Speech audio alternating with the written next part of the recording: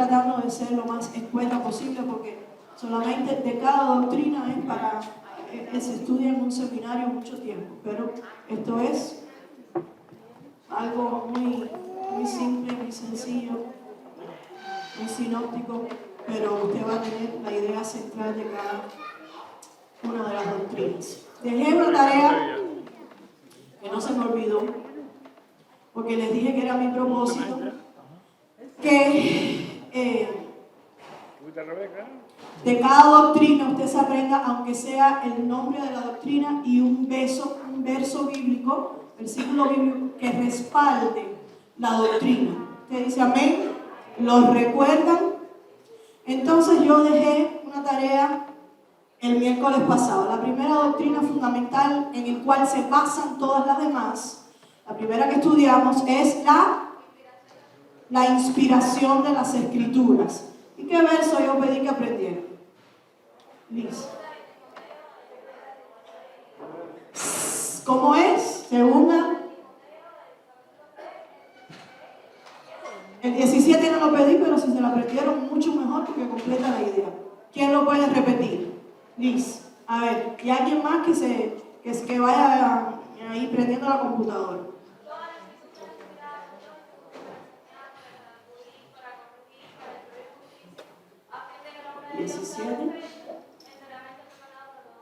Un aplauso para Liz. Amén. ¿Alguien más me puede repetir el verso? Esta es la primera doctrina fundamental. Grábese esto en el coco, esto es importante, sobre todo en este tiempo. La inspiración de las Escrituras, según Timoteo 3:16, dice, porque y útil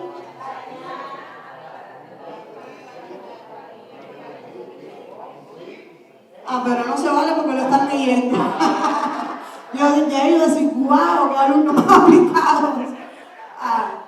Bueno, mantenga este verso en su mente. Esta es la base, una de las más importantes para la primera doctrina fundamental, que es ¿cuál?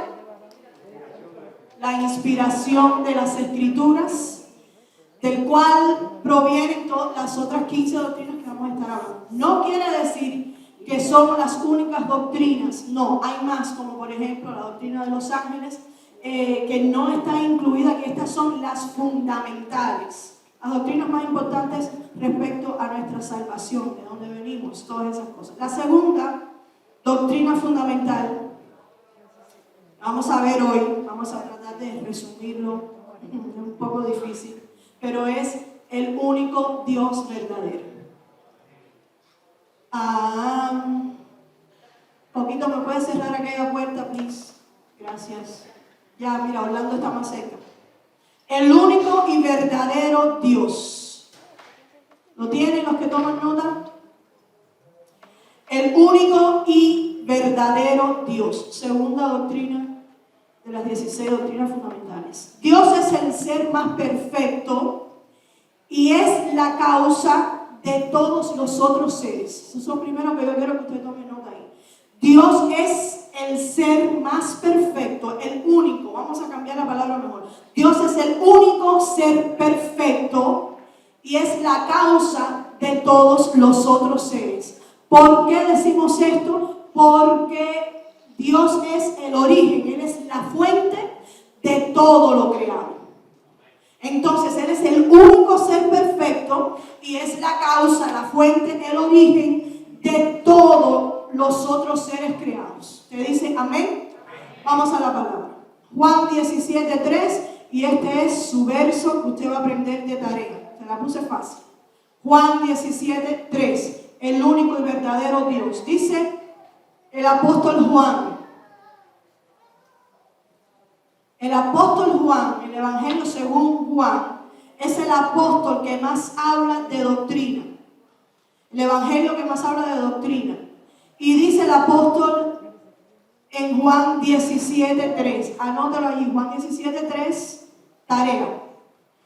Y esta es la vida eterna, que te conozcan a ti, léala conmigo, el único Dios verdadero, a Jesucristo que has enviado. ¿Lo podemos repetir en esta noche? Y esta es la vida eterna, que te conozcan a ti, Él, y a Jesucristo, a quien has enviado. Eso usted se lo va a aprender para que lo digamos todos juntos el miércoles que viene. Vamos a abrir también la Biblia en Primera de Juan, José 5:20. Primera de Juan 5:20. Dice la palabra del Señor. Yo voy a ir lo más rápido posible. Usted trate de caerme atrás para ver si podemos terminar en esta noche el único y verdadero Dios. Primera de Juan 5:20 dice: pero sabemos que el Hijo de Dios ha venido y nos ha dado entendimiento para conocer a quién, al que es verdadero. ¿Y qué dice? Y estamos en el verdadero. Díselo a tu vecino. Estamos en el verdadero, en su Hijo Jesucristo. Y después el apóstol Juan igual escribe: este es el verdadero Dios y la vida eterna. ¿Y dónde estamos nosotros? En el verdadero. Dígaselo a su vecino. Estamos en el verdadero. Comenzamos entendiendo entonces que servimos a un Dios verdadero, creador de todo lo que existe, y nosotros somos parte de esa creación.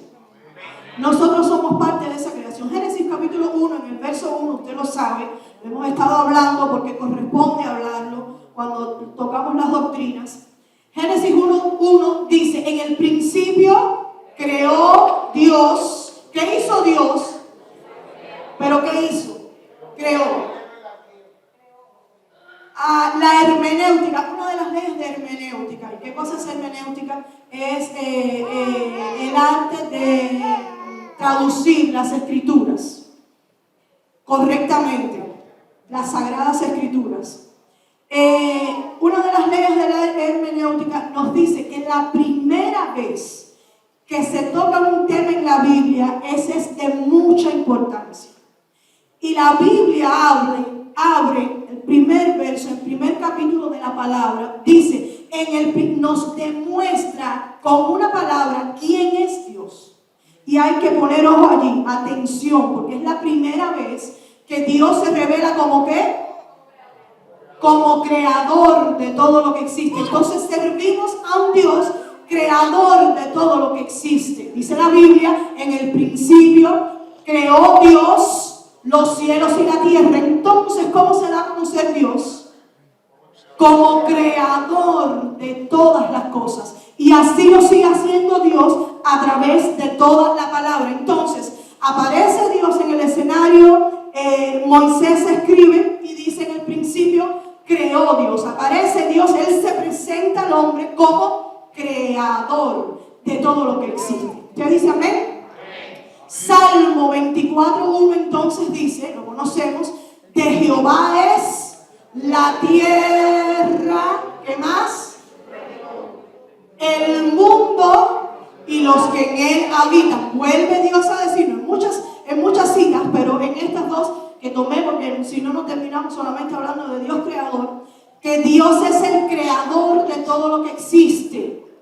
¿Usted dice amén? De la tierra y de todo lo que existe, de toda su plenitud. Entonces, al considerar la inmensidad de la creación, universo, constelaciones, la naturaleza, todo lo que Dios creó, y termina diciendo Dios cuando descansó y vio Dios que todo lo que había creado era bueno, y no solo bueno, sino bueno en gran manera. Al considerar toda la creación y la complejidad, usted solamente de mirar al ser humano, existe una gran complejidad. Todavía los científicos, los doctores nunca dejan de estudiar el cuerpo humano y la complejidad con que Dios nos hizo, la perfección con que Dios hizo toda esta maquinaria.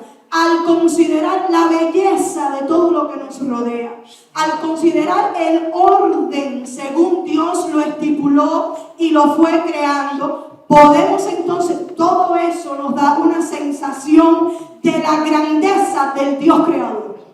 Aleluya. Yo te lo hubiera dado un aplauso al Señor por eso. La grandeza de nuestro Dios creador. El único y verdadero Dios se ha manifestado a sí mismo también como el eterno yo soy. De existencia y revelación propias. A Dios nadie lo creó. Ni nadie puede estudiarlo.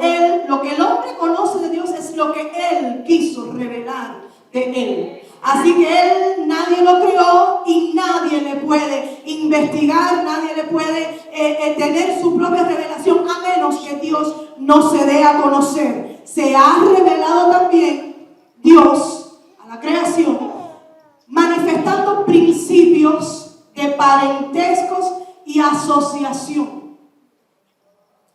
Es decir, esto como Dios se ha revelado a través de principios de parentesco y de asociación, Dios se reveló a la humanidad entonces como creador, como Dios eterno y como Dios trino.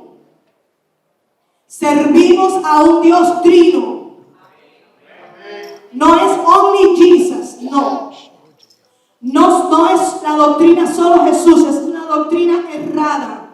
Que ellos creen solamente en Jesús y bautizan solamente en el nombre de Jesús. No, nosotros predicamos al Dios trino, Padre, Hijo y Espíritu Santo. Vamos a ver un poquito más adelante. Les decía que Dios no procede de nadie, ni nadie lo sustituye. Nadie puede sustituir a Dios, ni nadie está por encima de Dios.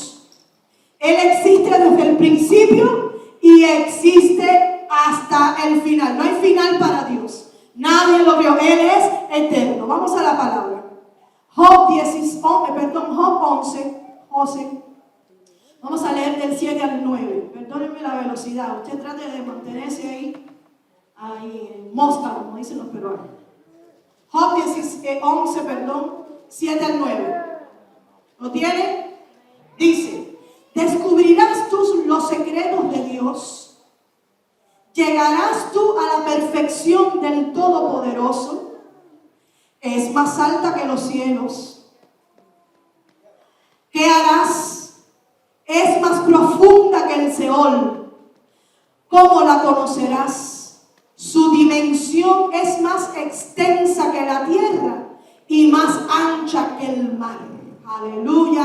Así que a Dios nadie le puede medir. No podemos compararlo con alguien. No podemos compararlo con nada. Todas las escrituras, todos los comentarios, toda la teología no alcanza, todavía no es suficiente para describir quién es Dios. A Él nadie lo puede medir. Él nadie puede decir cuántos años tiene. Aleluya. Nuestro Dios es eterno, desde la eternidad y hasta la eternidad. También Dios es espíritu. Dios es espíritu. Y lo dijo Jesús en una conversación con la samaritana. Juan capítulo 4, en el verso 4. Estaba en una conversación preciosa, una de las más lindas de la palabra. La tiene Jesús con la samaritana. Y está explicando Jesús quién es Dios y cómo y qué tipo de adoración era la que a Dios le agradaba. Y en el verso 24, Juan 4:24, Jesús le dice a la samaritana: Dios es espíritu. No hay cuerpo humano que pueda soportar, que pueda tolerar todo lo que es Dios. Por lo tanto, Dios es espíritu. Y Jesús es muy claro aquí con la samaritana. Cuando hay una palabra, otra ley de la hermenéutica me dice que cuando hay una palabra que dice Jesús, ahí no hay que buscarle otro verso, no hay que buscarle, no, lo dijo Jesús y se traduce así la palabra. Y Jesús, por boca de Jesús, le dice a la samaritana: Dios es espíritu. Eso es una sentencia, eso es una verdad absoluta, porque sale de la boca de Jesús. Entonces servimos a un Dios que es espíritu. Él no tiene ojos, Él no tiene manos. Ahora les voy a explicar. Él es espíritu. Dios es espíritu. Y no hay ningún cuerpo humano que lo pueda contener. ¿Me ¿Me está entendiendo? Ok, ahora les voy a explicar esto.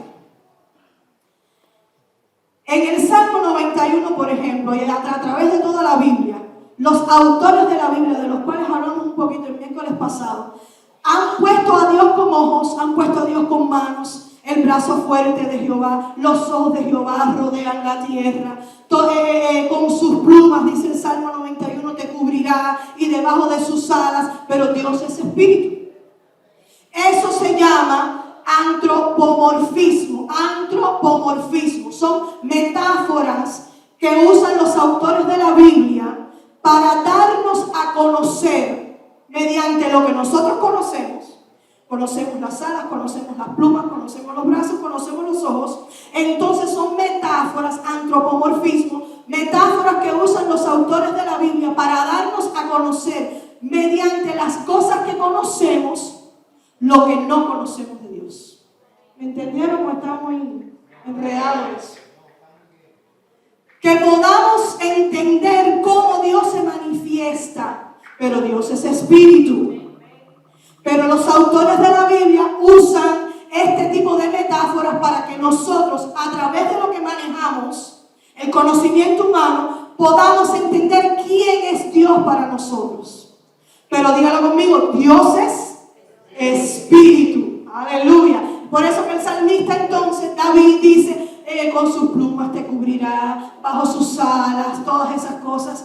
Pero no es que Dios tenga plumas, no es que tiene alas. Dios es espíritu. Simplemente el salmista nos está dejando saber que Él es nuestro protector, que Él tiene cuidado de nosotros y hasta qué magnitud Dios tiene cuidado de nosotros. Pero Dios es espíritu. Pero salta la pregunta entonces en esta noche, hablando de que Dios es espíritu y mencionando la Trinidad, Dios Padre, Dios Hijo, Dios Espíritu Santo. Pero la segunda persona de la Trinidad, que es Jesucristo, ¿cuántos dicen sí, Jesucristo? Se hizo carne. Pero ¿cómo Jesucristo se hizo carne si Él es espíritu? Vamos a la palabra. Rapidito. ¿Cómo es entonces que Jesucristo se hizo hombre si Dios es espíritu? Juan 1:1. Acabamos de leer Génesis 1, que dice: en el principio creó Dios los cielos y la tierra. La tierra estaba desordenada y vacía. Y el espíritu de Jehová, ahí está Dios y ahí está el espíritu. El espíritu de Jehová se movía sobre la faz de la tierra. Bajando, creo que es como el verso 26, José, ayúdame, 26 o 16. Cuando dice, hagamos al hombre. ¿Y con quién estaba hablando Dios? Porque Él podía haber dicho, voy a hacer al hombre. Pero Dios dice, hagamos al hombre. El espíritu se estaba moviendo sobre la faz de la tierra. Y Jesucristo, Dios que se presenta como creador, Dios trino, dice, hagamos al hombre a nuestra imagen y semejanza. Imagen no quiere decir cuerpo, sino esencia, carácter. No es que nosotros, que Dios tiene el mismo cuerpo de nosotros. No, es esencia, carácter. Entonces Dios dice, hagamos al hombre a nuestra imagen y semejanza. Pero ¿por qué Dios dice hagamos? Juan 1:1 dice Juan, en el principio, refiriéndose a Génesis capítulo 1, era el verbo. ¿Y quién es el verbo? El verbo es Jesucristo, la palabra en acción. Todo lo que Dios dijo es Jesucristo. Y el verbo era con Dios. Eso es en el Génesis capítulo 1. Por eso Dios al crear dijo, hagamos. Entonces en ese primer capítulo de Génesis aparece ya de una sola vez la Trinidad y la naturaleza de Dios. El relativismo de Dios con el Hijo y con el Espíritu Santo. Usted dice amén. Era el verbo y el verbo era con Dios y el verbo era Dios. Aleluya. Vamos al verso 14 de ese mismo pasaje, Juan 1,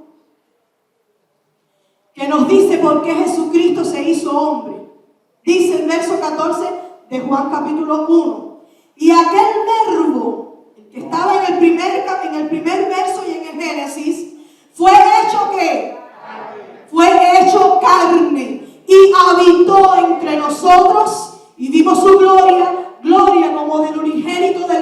aleluya, lleno de gracia y de verdad, aleluya. Entonces, con el que Dios estaba hablando en el verso 16 de Génesis, hagamos, era con el verbo que se hizo carne. Aleluya.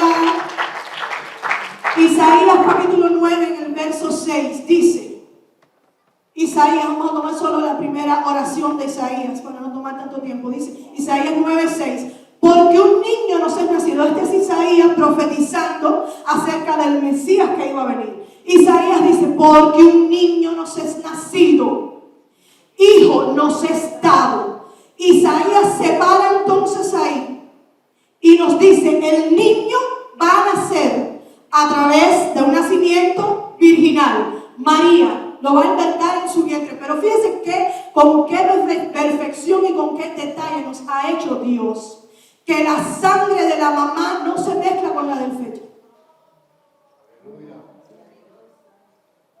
Muy rara vez a la hora de nacer el bebé, puede ser que pasen algunas, si hay algún fluido, la madre rechaza algo de la sangre y ahí puede haber algún problema. Pero Dios hizo, previniendo que Jesús iba a tener que nacer el niño, y Dios dijo, la sangre de mi hijo no se va a contaminar con la sangre. La sangre de Jesucristo es divina, es santa y es la única que nos limpia de todo pecado. Aleluya. Ese es el Dios que servimos.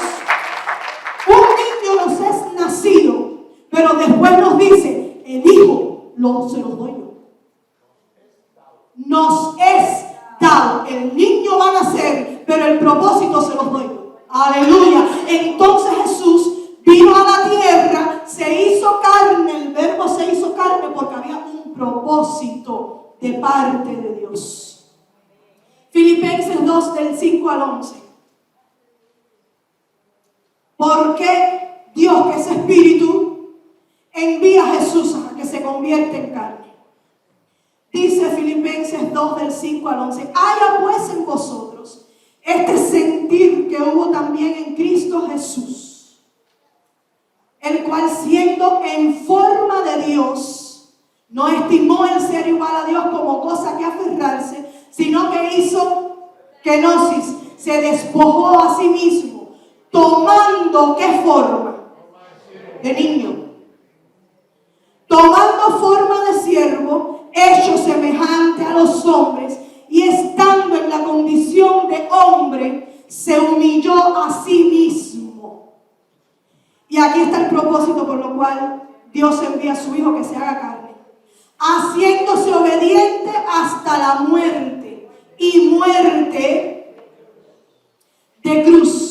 Por lo cual Dios también le exaltó hasta lo sumo y le dio un nombre que es sobre todo nombre, para que en el nombre de Jesús se doble toda rodilla de los que están en los cielos, de los ángeles, de los santos que ya están en el cielo, y en la tierra y debajo de la tierra, y toda lengua confiese que Jesucristo es el Señor. Así que ese es el propósito por lo cual Dios envió al Hijo a la tierra, que se hiciera carne. Y Juan capítulo 3 en el verso 16, que usted lo conoce, dice, porque de tal manera amó Dios a quién, que dio a quién, a su propósito, plan de Dios. Aleluya. La revelación de Dios entonces tiene que ser autorrevelación. Dios se revela cuando Él quiere, con el método que Él quiere y como Él quiere. La revelación de Dios ningún humano la tiene en la mano. Dios revela de Él lo que Él quiere que tú y yo conozcamos de Él. Lo que Dios ha revelado de Él lo podemos estudiar, lo podemos compartir, pero no es gracia de hombre, es la revelación de Dios. Dígalo conmigo, es la autorrevelación de Dios. Nadie puede descubrir a Dios por sus propios métodos. Vamos a la palabra, 1 Corintios 2, 6 al 14. Entonces quedó claro que Dios es espíritu. Amén. 1 Corintios 2, 6 al 14 dice, la revelación por el Espíritu de Dios. El subtítulo. Dice el verso 6, sin embargo, hablamos sabiduría entre los que han alcanzado madurez y sabiduría, no de este siglo, ni de los príncipes de este siglo que perecen, mas hablamos sabiduría de Dios en misterio, la sabiduría oculta. Dígalo así conmigo, la sabiduría oculta, la cual Dios predestinó antes de los siglos para nuestra gloria, la que ninguno de los príncipes de este siglo conoció, ni los más filósofos, ni los más sabios, no, ninguno conoció, porque si la hubieran conocido, nunca habrían crucificado al Señor de la gloria. Dice el verso 9, antes bien, como está escrito, este es Pablo hablando a los corintios, cosas que ojo no vio, porque no ha sido revelado, ni oído oyó, ni ha subido en corazón de hombre, son las que Dios ha preparado para los que le aman. ¿Cuántos le aman en esta noche? Pero Dios nos las reveló a nosotros por el Espíritu. Porque el Espíritu todo lo escudriña, aún lo profundo de Dios. Porque ¿quién de los hombres sabe las cosas del hombre, sino el Espíritu del hombre que está en él? Nadie te conoce mejor que tú. Así tampoco nadie conoció las cosas de Dios, sino el Espíritu de Dios. Entonces, ¿quién es el único que puede revelar lo oculto de Dios? El Espíritu Santo.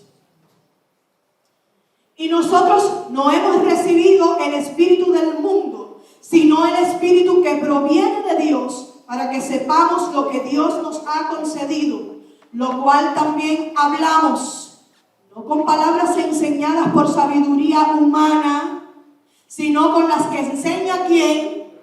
El Espíritu, que está con mayúscula, ese es el Espíritu Santo, acomodando lo espiritual a lo espiritual. Pero el hombre natural no percibe las cosas que son del Espíritu de Dios, porque para él son locura y no las puede entender. Porque se han de discernir espiritualmente. Aleluya. Entonces el único que nos puede revelar los misterios de Dios es el Espíritu Santo. Dios no es un objeto que podemos conocer mediante observación. Dios no se presta para que nadie lo investigue, ni Él está bajo escudriño de nadie, ni bajo investigación de nadie. Dios es el que sale al encuentro del hombre. Así como se encontró con Pablo camino a Damasco y lo tumbó del caballo, como hace falta que tumbe unos cuantos aquí. Dios es el que sale al encuentro del hombre.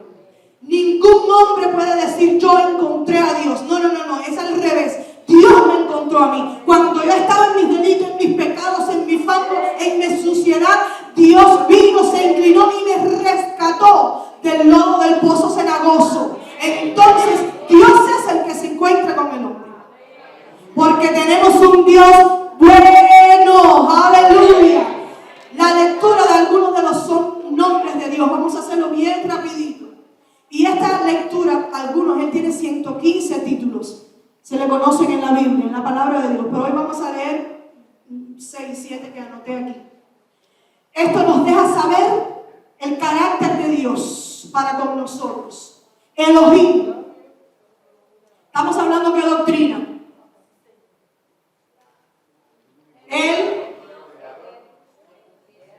El único y verdadero Dios. Elohim, ¿qué quiere decir Elohim? El fuerte divino, el Dios fuerte, el Dios divino. Génesis 1:1, ya lo leímos. En principio creó Dios los cielos y la tierra. Número 2, Adonai. Él es el Señor de todo. El Señor. Éxodo, usted va a tomar la cita, lo va a leer en su casa. Éxodo 4, 10 y 13. Éxodo 4, 10 y 13. El Elión con Y, el Elión es el Altísimo, el más fuerte. Isaías 14:20. Elohim, el fuerte, Adonai, el Señor, el Elión, el Altísimo, el Roi, R-O-I, de puntico, latina. El fuerte que ve, el Dios que ve, el Dios que me observa. Ese fue Agar, cuando estaba allí en el pozo, abandonó al hijo para que se muriera, y después, al tener la conversación con el ángel, Agar dice: Él es el Dios que me ve, el Roi, el fuerte que ve. Génesis 16:13. El Shaddai, el encuentro que tiene Jehová con Abraham.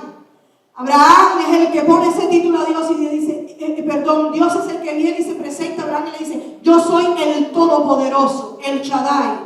Génesis 17:1. El Shaddai, el Todopoderoso. Así que si servimos al Dios Creador, también servimos al Dios Todopoderoso. Y Jesús dijo que para Dios no había nada imposible. Así que yo te quiero decir en esta noche, no importa por lo que te estés pasando, acontecimientos que te han llegado de sorpresa, servimos a El Shaddai, el Dios Todopoderoso. Para Él no hay nada imposible. Díselo a tu vecino: para mi Dios, el único y verdadero Dios, no hay nada imposible. El Shaddai, el Olam, el Dios eterno. Isaías 40:28. El Dios eterno, el Olam. Yahweh, el gran yo soy. Que quiere decir que Él existe independientemente de cualquier otro ser. Él existe, Él es el gran yo soy. Éxodo 3:13. Se presenta ahí en la salsa se prendió en fuego, era la presencia del gran yo soy. Y cuando Moisés le dice: ¿quién eres tú? Yo soy Jehová. Se presenta así y le dice: yo soy el gran yo soy. Y después le dice: y ese será el nombre por el cual todas las generaciones me van a conocer. El yo soy, Yahweh. También tenemos a Dios Rafa, Dios nuestro sanador, Jehová Ninsi, Jehová nuestro estandarte. Hay 115 títulos de Dios que nos dan a conocer el carácter de Dios para nosotros. Ahora, hablamos al principio que servimos a un Dios trino, que aparece desde el primer capítulo de la palabra de Dios. Vamos rapidito, y yo quiero que este verso quede en su mente también. Les di un verso de Juan, la tarea al principio, 17:3. Pero si es posible, aprendan este también, que es muy importante acerca de la Trinidad. Primera de Juan 5:7.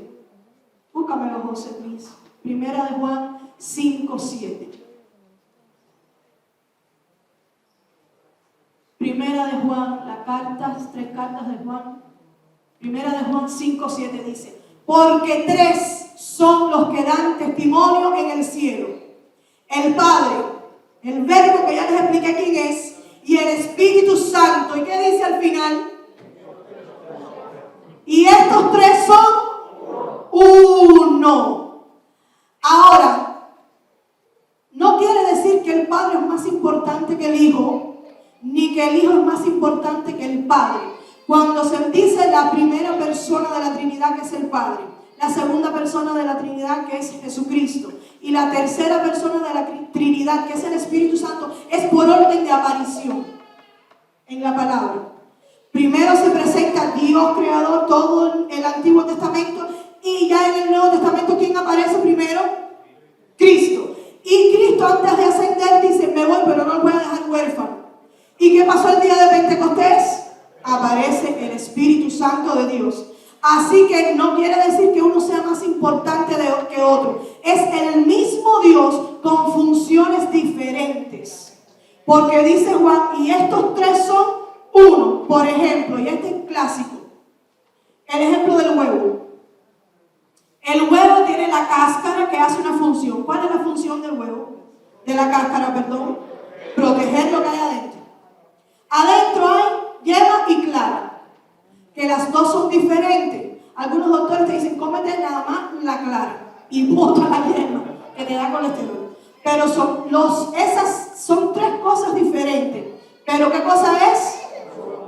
Un solo huevo. Mire su reloj. quedó allí? Los que tienen de, ¿cómo se dice? Análogo, no sé. Que tiene una manillita que marca la hora. El que marca la hora. Después tenemos el minutero y después tenemos el que va marcando los segundos. Cumplen 3 funciones diferentes, pero es un reloj. Entonces esto pasa con la Trinidad de Dios.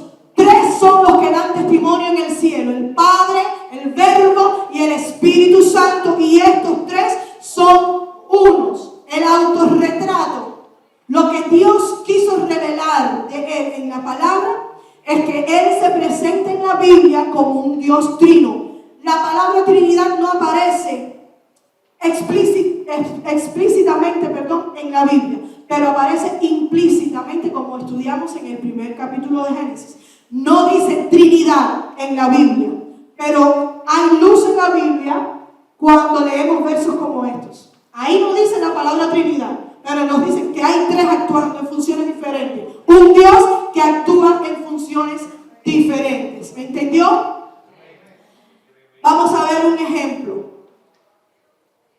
Vamos a ir a Mateo. Busque su Biblia. Mateo 3, bautismo, cuando Jesús fue bautizado, el verso 16 y el 17.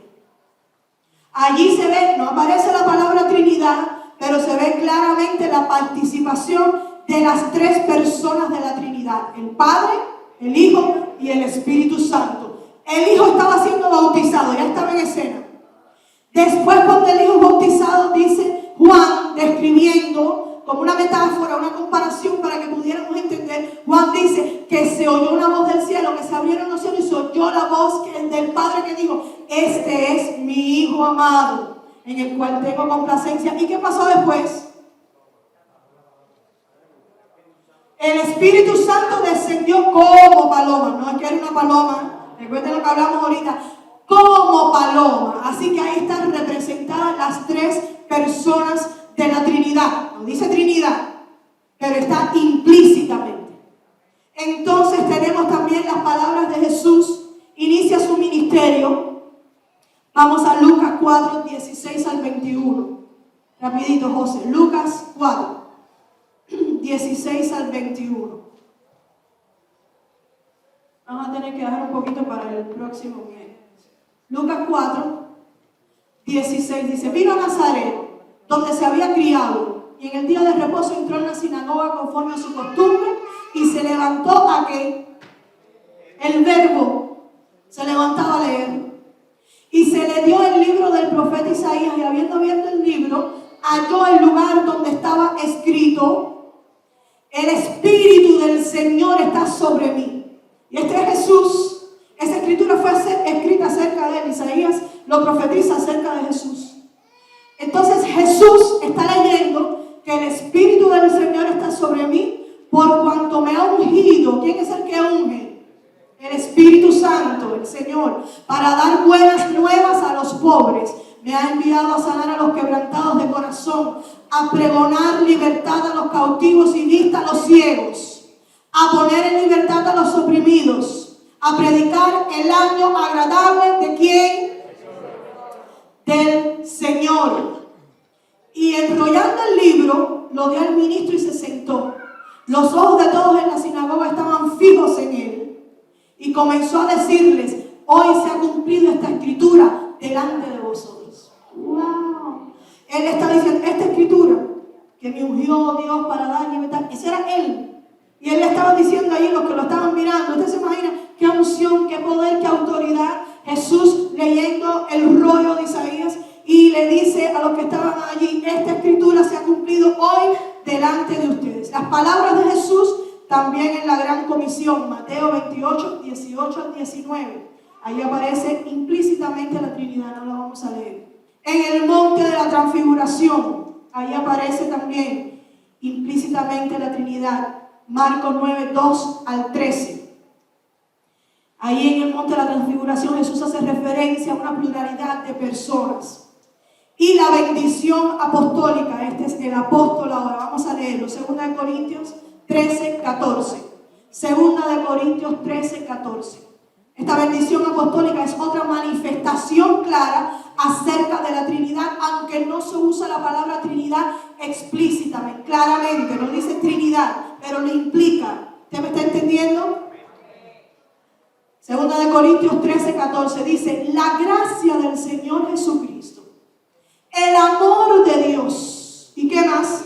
Y la comunión del Espíritu Santo sean con todos vosotros. Amén. Aleluya. Así que servimos a un Dios trino.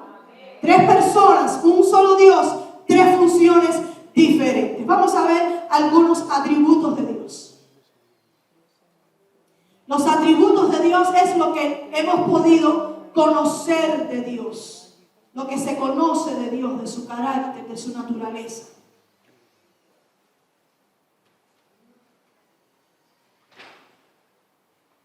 Yo creo que vamos a dejar los atributos para el miércoles que viene. ¿Ya tú terminaste, Fabio? ¿No? Bueno, vamos a ver dos. La aceidad de Dios, aceidad, A-S-E-I de puntico, D-A-D. La aceidad es su autoexistencia. Autoexistencia. Aceidad de Dios es uno de los atributos de Dios, su autoexistencia. Al principio les expliqué que a Dios nadie lo creó. Es la capacidad total, la aceidad de Dios es la capacidad total y la absoluta dependencia de vivir por sí mismo. Él no depende, Dios no necesita comer porque Él es el Espíritu, no necesita tomar agua, Él no necesita provisión de ningún tipo. Él es independiente para vivir por sí mismo. Dios no depende de ningún agente externo como nosotros para poder existir. No. Dios es autoexistente. Eso se le conoce como aceidad. Juan 5:26 dice que Dios es absoluto. Dígalo conmigo. Dios es absoluto. Juan 5:26. Porque como el Padre tiene vida en sí mismo, así también ha dado al Hijo el tener vida en sí mismo. El Padre, el Hijo y el Espíritu Santo tienen vida en sí mismo. Él no es dependiente de ningún agente exterior. Eso se conoce como la aceidad de Dios. Él es autoexistente. La inmutabilidad de Dios es otro de sus atributos que se conocen de Dios. La inmutabilidad, que es la que me dice que Dios no puede cambiar. Dios no cambia. Él es el mismo, dice el libro de los Hebreos, ayer, hoy y por todos los siglos. Dentro de esta inmutabilidad, también reconocemos entonces que Dios no envejece. Él no cumple años. Como usted y yo que lo estamos contando. No. Dios no envejece. Cuando el libro de, creo que es el profeta Isaías, que dice el anciano de los días, el profeta Isaías se está refiriendo a la autoridad de Dios, a su conocimiento, a su sabiduría, pero no que servimos a un Dios canoso. Dios no envejece. Así que Él no puede cambiar, no progresa. Dios es el mismo. Siempre, Él no progresa. No crece. Dios es Dios. Malaquías 3:6 dice, porque yo, Jehová, no cambio. Eso usted se lo puede aprender en esta noche. Malaquías 3:6. ¿Qué dice Malaquías 3:6? Porque yo, Jehová, no cambio. Él es un Dios que no cambia. Él es inmutable. Dios es inmutable. Él no cambia, no se muda para otra cosa, no necesita progresar. Él no cambia. ¿Usted dice amén? Y cierro con este atributo, la infinitud de Dios. Infinitud de Dios. Infinitud. Dios no tiene limitaciones. Dios no tiene limitaciones. Sus cualidades no tienen límites. Su poder no tiene límites. Les Shaddai, el Todopoderoso, Dios no tiene limitaciones. En cuanto al tiempo, Dios no tiene limitaciones. Él es eterno, no tiene principio ni fin. Es inmortal, es infinito. Deuteronomio 33:27 dice: el eterno Dios es tu refugio. Deuteronomio 33:27. Job 36:26 dice, Job 36:26, he aquí Dios es grande y nosotros no le conocemos, ni se puede seguir la huella de sus años. Él no cumple años, no se envejece, no progresa, no crece. Dice Job, no le podemos seguir cuántos años tiene, cuántos días cumplió, no podemos. No le podemos seguir la huella de sus años. Salmo 92 dice, antes que naciesen los montes y formasen la tierra y el mundo, desde el siglo y hasta el siglo, tú eres Dios. Primera de Timoteo 1:17 dice, por tanto, y con esto cerramos, póngase de pie en esta noche. Primera de Timoteo, José, si me lo puedes poner ahí en pantalla, 1:17. Primera de Timoteo 1:17. La infinitud de Dios. Dios no tiene limitaciones. Usted lo puede leer conmigo. Vamos, 1, 2, 3. Por tanto, al Rey de los siglos, inmortal, invisible, al único y sabio Dios, sea honor y gloria por los siglos de los siglos. Amén. Den un aplauso al único y verdadero Dios. Aleluya. Gloria al nombre del Señor. El próximo miércoles continuamos con los atributos de Dios para conocer un poquito de quién es el Dios que nosotros servimos. Usted dice amén, levante su mano conmigo en esta noche. Gracias te damos, Señor, por este tiempo especial en tu presencia.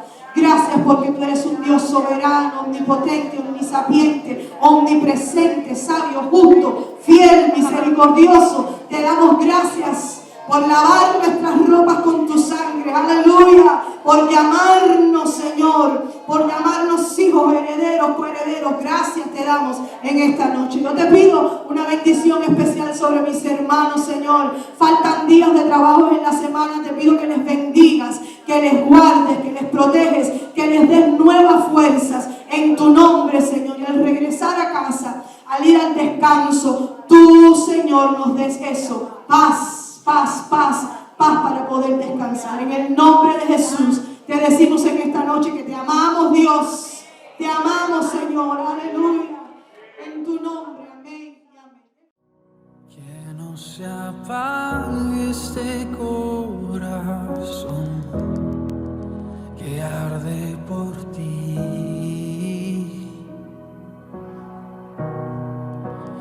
Que una ofrenda pueda ser solo para ti.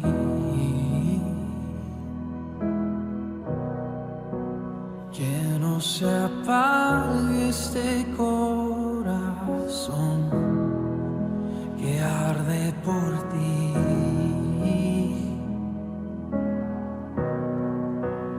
Que una ofrenda pueda ser solo para ti. Pues solo con mirarte, Dios, mi corazón late aún más fuerte, más fuerte. Y solo